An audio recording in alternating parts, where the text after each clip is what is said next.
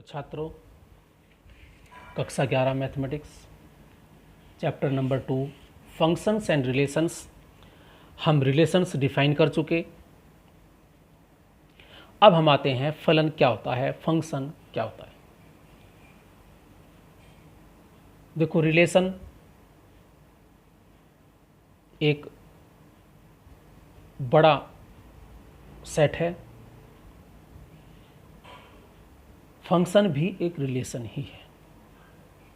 अगर कुछ कंडीशनों के साथ हमने क्या किया है, रिलेशन में कुछ कंडीशन अप्लाई की हैं, अगर वे कंडीशन पूर्ति करता है तो उसे हम फंक्शन कहेंगे। देखो, फंक्शन कह दें, फलन कह दें, मैपिंग कह दें, प्रतिचित्रण हिंदी में कह दें, ये सब वर्ड सिनोनिम्स हैं। तो देखो, अब हम थोड़ा सा फलन के बारे में बता दें। एक जनरल टेंडेंसी, हम जैसे दूरी की परिभाषा है, फिजिक्स आपने पढ़ी होगा, डिस्टेंस किस प्रकार डिफाइन की जाती है, आपने वेलोसिटी डिफाइन की होगी।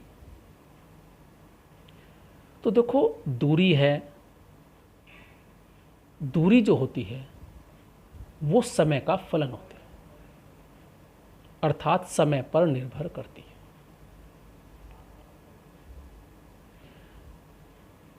दूरी समय पर निर्भर करती है, ध्यान रहे इस बात को। अब समय इंडिपेंडेंट है, समय तो चलता रहेगा, समय किस पर निर्भर है, समय तो कभी रुकता नहीं है। तो हमेशा समय को हम क्या मानते हैं, इंडिपेंडेंट वेरिएबल मानते हैं, जिसे हम x के रूप में लिखते हैं ज़्यादातर, x को हम इंडिपेंडेंट। और एक होता है डिपेंडेंट वेरिएबल, जैसे दूरी समय पर निर्भर करती है, तो दूरी s हुई, तो मैं कह सकता हूँ कि दूरी t का फंक्शन है, तो s is equal to F T means, अर्थात t में कोई एक रिलेशन होगा तो समय दूरी पर निर्भर करती है। तो देखो, यहाँ t एक स्वेच्छ अचर है, इंडिपेंडेंट जिसे हम बोलते हैं। मैंने कहा t is arbitrary independent variable, स्वेच्छ स्वतंत्र चर, आर्बिट्रेरी इंडिपेंडेंट वेरिएबल। एंस दूरी है, जिसे हम डिपेंडेंट वेरिएबल्स कहते हैं, परतंत्र चर। अब देखो, कुछ कोस्टेंट होते हैं, हम जानते हैं कोस्टेंट को हम ABCD से लिखते हैं, वेरिएबल्स को हम XYZ से लिखते हैं। तो ये हुआ इंडिपेंडेंट और डिपेंडेंट वेरिएबल।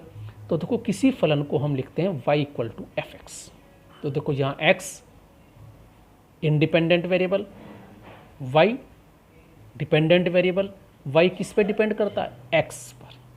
तो ये एक मैंने फलन लिखा है। तो जनरल रूप में हम बात करते हैं। अब बात आती है फलन होता क्या है और फलन की डेफिनेशन है क्या।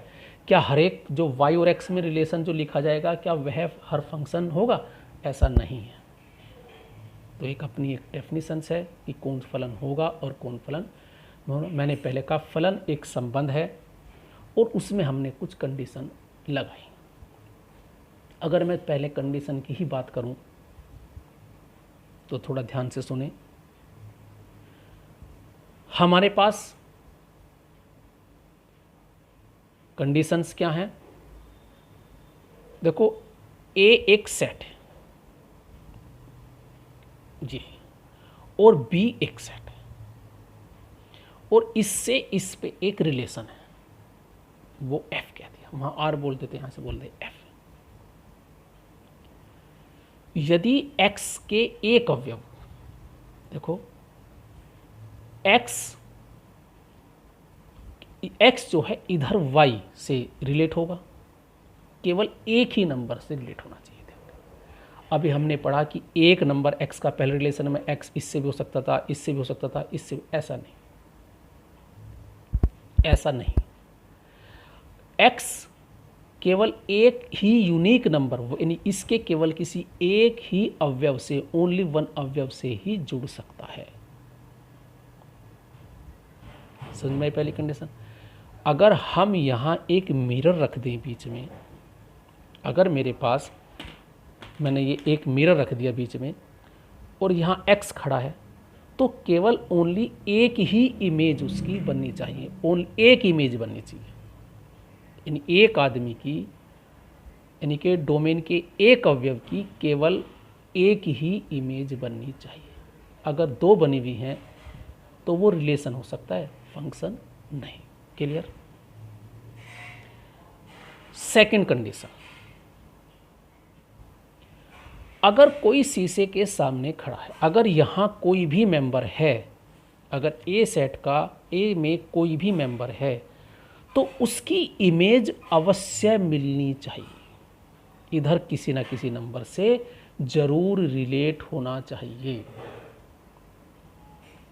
तो वही फंक्शन कहलाता है। तो हमने फंक्शन में दो कंडीशन लगा दी। एक तो एक का एक प्रतिबिंब और इसके प्रत्येक अवयव का इधर प्रतिबिंब मिलना अनिवार्य है। अगर ऐसी कंडीशन है तो वो फलन कहलाता है। तो अब इसे थोड़ा सा डेफिनेशन इसकी देखते हैं।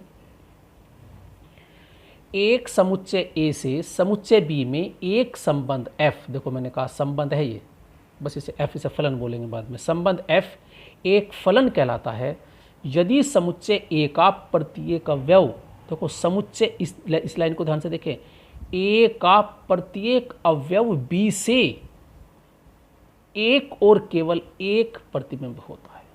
यानी इसके प्रत्येक अवयव का इधर इमेज मिलना चाहिए और केवल एक ही मिलना चाहिए। यदि f a से b में एक फलन है तो देखो वहां लिखते थे X Y belongs to R, यहाँ लिखेंगे X Y belongs to f या y is equal to F X. तो second y is equal to F X लिख सकते हैं, जहां y को f के अंतर्गत, जो हमारे पास रिलेशन f है उसके अंतर्गत x का इमेज कहते हैं। तो y क्या है? f इमेज ऑफ x, और y को क्या कहेंगे? इसका प्री इमेज ऑफ x। तो x को y का प्री इमेज कहते हैं। तो मैंने कुछ कंडीशन लिखी हुई हैं। Thus for a function from A to B, second A to B should be non empty, A और बी दोनों क्या होने चाहिए? नॉन एम्प्टी सेट होनी चाहिए। Each element of A should have unique in, each elements of A should have image in B, no element of A should have more than one image in B. तो ये मैंने लिखा है इसमें, इसे थोड़ा ध्यान से पढ़ लें। अब प्रांत, वही मैंने कहा प्रांत हमेशा ये होगा, डोमेन इसमें एग्जैक्ट, क्योंकि इसके एवरी एलिमेंट जुड़ा हुआ इधर से, तो ये हमारे पास डोमेन, जबकि रिलेशन में ऐसा नहीं होता। रिलेशन में कोई अवयव इधर छूट सकता है, लेकिन फंक्शन में कोई भी इधर एलिमेंट नहीं छूट सकता। अगर छूट गया तो फिर वो फंक्शन नहीं, वो फिर रिलेशन। तो हमारे पास ये डोमेन कहलाता है, इधर ये कोडोमेन कहलाएगा। जो अवयव जुड़े हुए हैं इधर के, इधर रह सकते हैं कुछ अवयव ऐसे, यानी बी के कुछ अवयव ऐसे छूट सकते हैं जो इधर से नहीं जुड़े हैं, ए से नहीं जुड़े हैं, तो हमारे पास वे किसी की इमेज नहीं है, तो वो हमारे पास परिसर कहलाएगा। तो अब ये हमारी हुई इसकी डेफिनेशंस। फलन क्या होता है, फलन की कंडीशन। तो इससे इस वीडियो को ध्यान से सुने, मैंने कंडीशन बिल्कुल अच्छी तरह बताई हुई है। तो अब हमने सीखा कि फलन क्या होता है और फलन की क्या हमारे पास विशेष दो कंडीशनें हैं। तो उन दोनों कंडीशनों को अच्छी तरह ध्यान कर लें। हमेशा दो कंडीशन मैंने अच्छी तरह बिल्कुल आपको समझाइए, उसे बार बार सुने। तो ये हमारी हुई वीडियो नंबर 7। तो अब हम नेक्स्ट पर आएंगे, कुछ क्वेश्चन लेंगे इसके। Thank you, have a nice day.